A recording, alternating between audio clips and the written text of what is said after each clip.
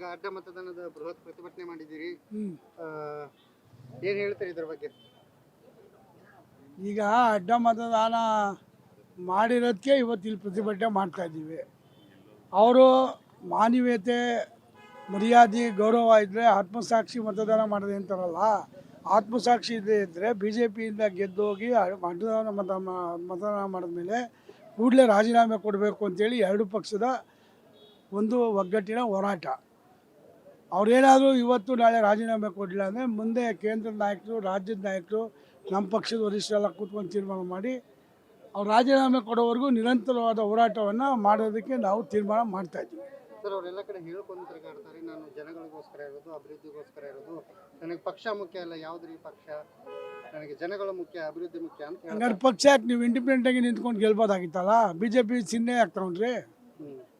ಜನನೇ ಮುಖ್ಯ ಅಂತ ಅಂದಮೇಲೆ ನೀವು ಸಾರ್ವಜನಿಕವಾಗಿ ಸ್ವತಂತ್ರವಾಗಿ ಸ್ಪರ್ಧೆ ಮಾಡ್ಬೋದಾಗಿತ್ತಲ್ಲ. ಬಿ ಜೆ ಪಿ ಪಕ್ಷದ ಸಿಂಬಲಲ್ಲಿ ಯಾಕೆ ಗೆದ್ರಿ? ಕಾಂಗ್ರೆಸ್ ಸಿಂಬಲಲ್ಲಿ ಯಾಕೆ ಗೆದ್ರಿ? ಸ್ವತಂತ್ರವಾಗಿ ಇಂಡಿಪೆಂಡೆಂಟಾಗಿ ಯಾವುದೋ ಒಂದು ಚಿಹ್ನೆ ತೊಗೊಂಡು ಗೆದ್ದು ನೀವು ಹೇಗೆ ಮಾತು ಹೇಳಿದ್ರೆ ನಾವು ಒಪ್ಕೋತಾ ಇದ್ದೋ. ಎಲ್ಲ ಗಂಟ ಪಕ್ಷ ಗೆದ್ದಾದ್ಮೇಲೆ ಬಿ ಜೆ ಪಿ ಕಾಂಗ್ರೆಸ್ ಅಧಿಕಾರ ಇದೆ ಅಂದ್ಬಿಟ್ಟು ಕಾಂಗ್ರೆಸ್ ಪರವಾಗಿ ಹೋದರೆ, ಹಂಗಾರೆ ಇನ್ನು ಉಳಿದಿರ್ತಕ್ಕಂಥ 135 ಜನ ಬಿಟ್ಟರೆ ಇನ್ನು 65 ಪ್ಲಸ್ ಒಂದು 24, 84, 89, 92 ಜನ ಶಾಸಕರು. ಹಂಗಾರೆ ಅಪೋಸಿಷನಲ್ಲಿ ಇರೋಂಗೇ ಇಲ್ಲ.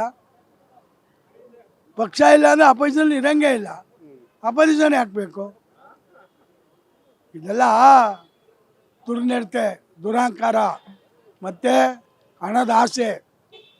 ಕೆತ್ತು ತಿನ್ನಬೇಕು, ಡೆವಲಪ್ಮೆಂಟ್ಸ್ ತರಬೇಕು, ಅವ್ರ ಬಾಮೆಟ್ಲು, ಅವ್ರ ಸಂಘಾಸ, ಅವ್ರ ಒಡನಾಡಿಗಳಿಗೆ ಕೆಲಸ ಕಾರ್ಯಗಳು ಕೊಡಬೇಕು, 106 ಕೋಟಿ ಲೂಟಿ ಹೊಡಿಬೇಕು. ಆ ಲೂಟಿ ಏಸ್ಗೆ ತಿನ್ನೋಕ್ಕೋಸ್ಕರ ಈ ಕೆಲಸ ಎಲ್ಲ ಮಾಡ್ತಾಯಿರ್ತಕ್ಕಂಥದ್ದು. ಕಸದ ಘಟಕನ ತೆಗೆಸ್ತೀನಿ ಗೆದ್ದಿದ್ರಿ ಅಂತಂದಿದ್ರು, ಇದುವರೆಗೂ ಇದ್ರ ಬಗ್ಗೆ ಚಕಾರಣ. ಕಸದ ಘಟಕ 2013 ಹೇಳ್ತಾರೆ, ತಂದಂಥ ಪುಣ್ಯಾತ್ಮನೇ ಅವರು. ಇವಾಗೇನೋ ಬಡ್ಜೆಟಲ್ಲಿ ಘೋಷಣೆ ಮಾಡ್ಕೊಂಡಿದ್ದಾರೆ, ತೆಗೆಸ್ಬಿಡ್ತೀನಿ ಅಂತ ಹೇಳ್ತಾ ಇದ್ದಾರೆ. ತೆಗಿಲಿ ಅದಂತ ನೋಡೋಣ. ಹೋರಾಟ ನಿಲ್ಲಲ್ಲ, ರಾಜೀನಾಮೆ ಹೋರಾಟ ಖಂಡಿತ ಇರುತ್ತೆ. ಹೋರಾಟ ಖಂಡಿತ. ಸೂಪರ ಕ್ಷೇತ್ರದ ಮತದಾರರಿಗೆ ತುಂಬ ದ್ರೋಹ ಮಾಡಿದ್ದಾರೆ ಅಂದರೆ ಅಷ್ಟಿಷ್ಟಲ್ಲ. ಈ ಮತದಾರ ಹೆಸರು ಹೇಳ್ಕೊಂಡು 4 ಸರಿ ಗೆದ್ದು ಅವ್ರ ಹೆಸರು ಹೇಳ್ಕೊಂಡು ಅವ್ರ ಹುಡುಗಲ್ಲಿ ಬರ್ಕಿ ಅವ್ರಿಗೆ ಮೋಸ ಮಾಡಿ 2 ಪಕ್ಷ ಚೇಂಜ್ ಆಯಿತು. 19 ಒಂದು 23 ಯಾವ ಮಾನ ಮರ್ಯಾದೆ ಇದೆ? ಯಾವ ನೈತಿಕತೆ ಇದೆ? ಅವ್ರ ಜನಗಳ ಮುಂದೆ ಒಂದು ಓಟ್ ಕೇಳೋಕ್ಕೆ ಯಾವ ನೈತಿಕತೆ ಇದೆ? ನಿಜವಾಗೂ ರಾಜಕಾರಣದಿಂದ ನಿವೃತ್ತಿ ಆಗೋದು ಲೇಸು.